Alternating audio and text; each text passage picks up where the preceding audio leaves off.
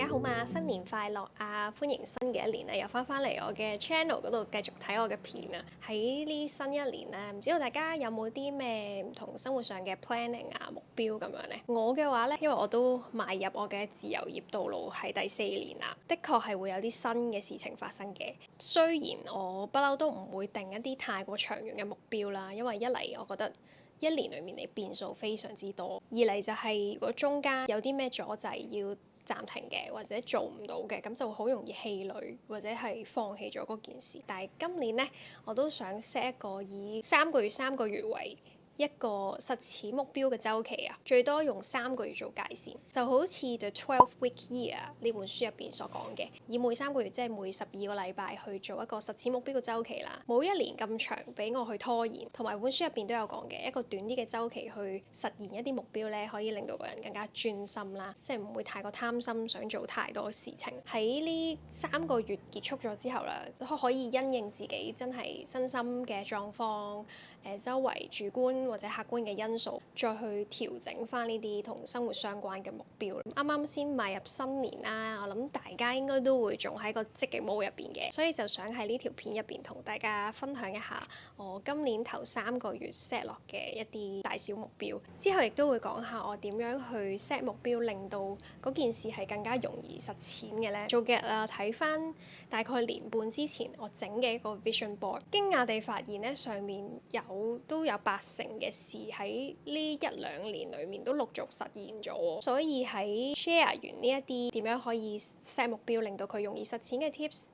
tips 啦，之後一齊做一個新嘅 update 版嘅 vision board 嘅，咁就開始啦。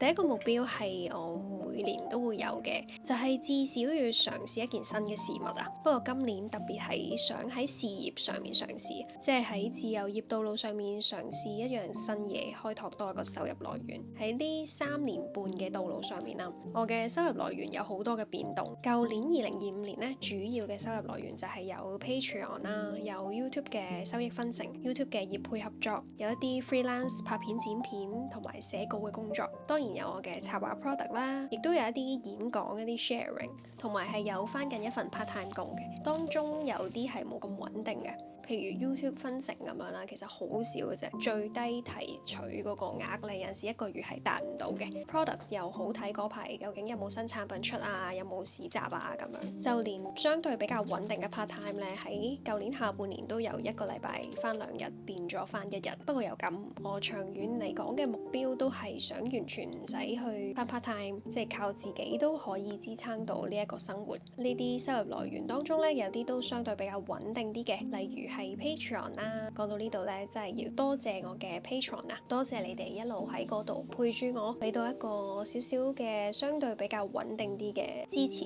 咁喺我 Patreon 嗰度咧，每個月都會有唔同主題嘅書單啦，或者書嘅閱讀心得去分享，亦都會有大家會員投票出嚟嘅想我做嘅主題嘅片啦。另外亦會有記錄我自己心情變化、心路歷程嘅 podcast。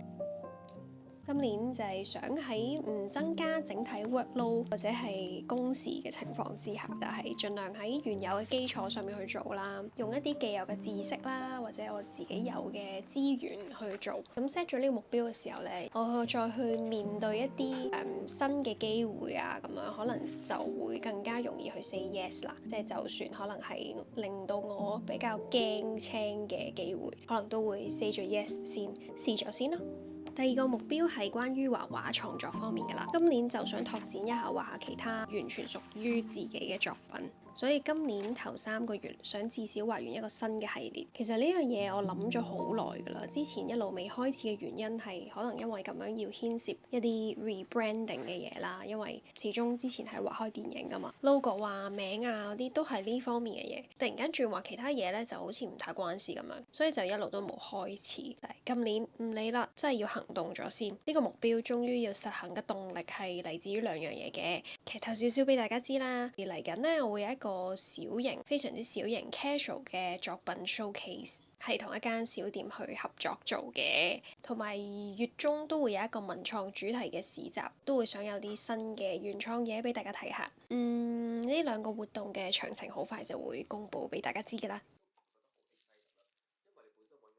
至於無關工作啦，面向生活多啲嘅小目標之一呢，係我要下定決心練日文對話。因為雖然我之前係考過咗 N3，但我嘅口語係完全同冇學過一樣嘅。就算上年喺日本住咗1個月，去餐廳 order 嘅時候講到完整句子嘅，但係同其他人溝通呢，就大多數淨係可以講到單字去表達啦。曾經都試過去睇日劇，淨係開日文字幕嚟練啦，但係咁樣淨係練到個聽力啊。有試過去跟讀嗰啲對白嘅，但係轉個頭好快就唔記得咗點樣講，所以都係要同真人對話先至可以有效咁樣練到。呢個時候就要再一次分享呢條片嘅 sponsor italki 啦。大家仲記唔記得我之前上 italki 嘅堂嚟練英文呢？近排我都開始喺上面揾日文老師嚟練日文啊，揾咗日文係母語嘅 Nosi 先生。唔上堂呢就由自可，一上咗堂更加知道我嘅日文單詞嘅匱乏啦，同埋我係極度欠缺去講嘅信心啊。就算喺課堂上面淨係講有關天氣嘅 small talk 咧，都係完全唔 OK 嘅。即係明明以前學過相關嘅詞彙啦，但係硬係會唔記得，或者係唔知點樣可以拼湊成一句句子喎。咁當時聲聲咧就好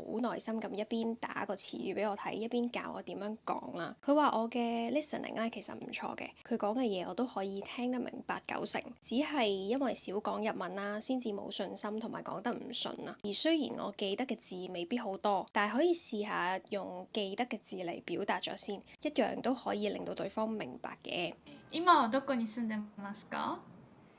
今は香港に住んでいます。香港出身ですか？はい、香港人です。好きな季節ありますか？秋は一番好きです。So I can tell you the temperature, but before that, let's try. You probably didn't remember the vocabulary temperature, right? But you know how to say not hot, not cold?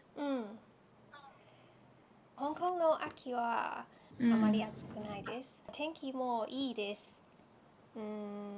雖然上堂嘅時候要講日文好緊張啦，但係先生好親切，都好有耐心，所以喺過程裡面可以慢慢咁放鬆落嚟，都學識咗更加多嘅表達方式。italki 係提供1對1個人化課程嘅視像語言學習平台，可以用興趣同目標嚟匹配老師。佢哋有嚟自世界各地超過3萬位老師，可以選擇母語使用者作為老師啦。但係如果有時真係驚聽唔明會尷尬嘅話，平台上面都有唔少識講廣東話或者英文嘅老師嘅。每位老師每種唔同嘅課程收費都唔一樣，揀好咗再續堂俾點數就得噶啦，唔使一次過買晒嘅。遇到唔啱嘅老師，上完一堂咪拍拍囉又走咯，又唔使固定上堂時間嘅，安排最可以配合到自己 schedule 嘅堂就 OK 啦。如果新一年你都想學外語，講外語有進步，而家頭50位用家用我嘅 promo code Kristen2026，透過條片下面資訊欄嘅 link， 第一次買課堂點數滿10美金，即刻送多5美金俾你。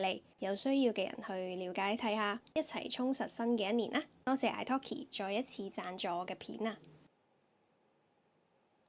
除咗呢啲大小目標之外，有一樣嘢係我由舊年開始都行動緊㗎啦，今年都會繼續 set 呢一個目標嘅，就係要寄出版嘅 proposal 俾更加多嘅出版社。OK， 講翻少少 background 俾大家知先，舊觀眾可能都知道嘅，出書一路都係我心底裡面最篤嘅嗰個終極夢想啊。雖然而家係可以自資出版啦，或者出電子書啦，但係第一本書呢，我始終都係想經一個傳統嘅途徑。即係好似有一種嚟自業界嘅認可嘅感覺咁樣，所以舊年已經開始咗係寫文章，亦都有做咗一份 proposal 去參加咗比賽，同埋 send 咗去一間出版社嘅。不過嗰個比賽就落選咗啦。我記得嗰陣時係喺昆明搭飛機返香港，起飛之前得知呢個消息，嗰下心情都有少少受到影響，有啲失落嘅。但係而家都過咗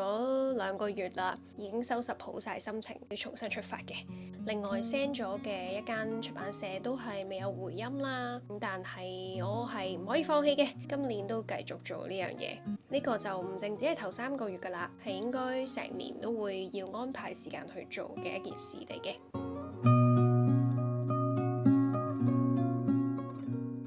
咁我我喺定咗呢啲目標之後咧，就會將呢啲目標咧再分拆成為可以執行嘅一啲細行動。我實際上要做啲乜嘢先至可以達成嗰個目標咧？寫咗呢啲行動之後，就會令到成件事具體咗，唔會唔知道點樣去開始。呢樣咧亦都同我第一個想分享究竟點樣可以 set 一啲容易實現呢個目標嘅 tips 有關嘅，就係盡量用一個行動嚟 set 嗰個目標，可以係你想靠近成為某一個身份嘅人嘅其中一個步驟嚟嘅，即係譬如話我想出書咁樣啦，唔會話直接想出書或者想做作家嘅，但係我就會 set 今年我頭3個月一定要 send 到 proposal 俾幾間唔同嘅出版社，用呢一個行動嚟做目標咯。然之後就再倒推翻上一步嘅行動，譬如我要 send 嗰啲 proposal 出去之前咧，我就要落手寫 proposal 或者去改翻我原本有嗰份 proposal 啦。再上一個行動或者係 keep 住要做嘅行動，就係我要寫到文章有嘢俾人睇咁樣先至得㗎嘛。當個目標係一個具體嘅行動，而唔係一個空想嘅願望嘅時候咧，好似就可以令到第一步冇咁難去開始啦。有陣時我哋 set 可能讀書即係睇書嘅目標都可以咁樣做嘅，即係以前嘅我可能會 set 我今年要睇幾多本書，呢樣嘢好空泛啦。咁但係如果用行動嚟去 set 個目標咧，就係可以話我每一日要睇15分鐘書咁樣。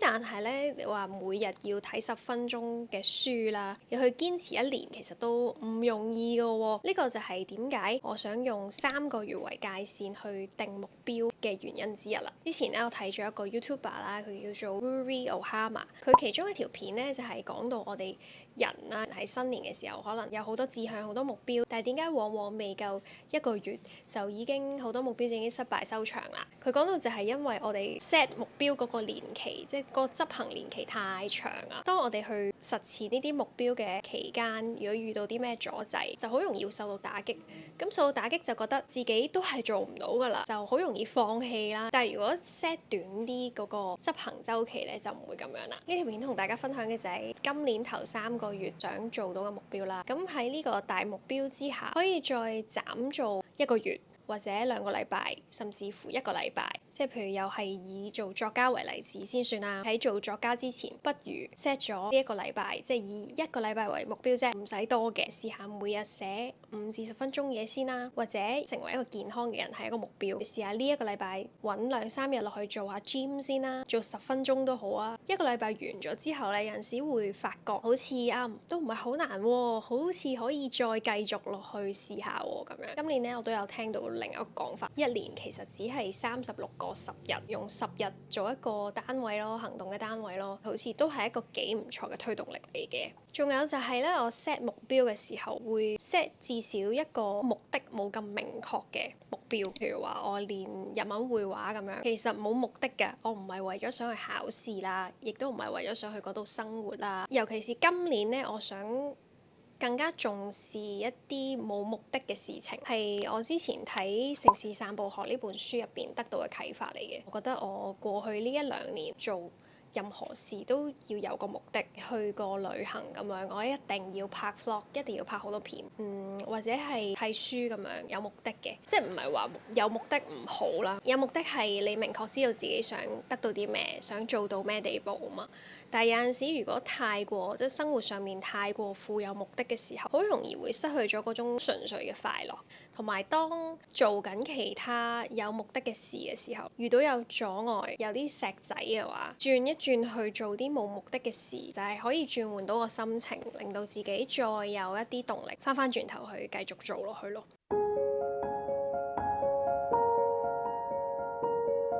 最後快速咁樣同大家一齊做個 vision board 啦。首先我會揾一個寧靜啲嘅角落，眯埋眼或者唔眯都得嘅，想像一下未來1-2年我想 achieve 到啲乜嘢，我會過緊一啲點樣嘅生活，將啲具體嘅細節寫低佢，然後就會開 Canva search vision board。佢有好多好靚嘅 template 可以揀到啱心水嗰個之後，就再 search 一啲符合頭先想像 mark 低細節嘅相啊、圖片啊咁樣砌落去個模板度。我今次係 set 2026至到2028年嘅。咁跟住落嚟去設定嘅一啲目標啊，要執行嘅行動都會係圍繞住呢塊板上面，我想成為一個點樣嘅人，或者係想過一啲點樣嘅生活而去設定嘅。砌到一個啱心水嘅排版，我就會 download 佢落嚟做電話同埋 laptop 嘅 wallpaper 啦。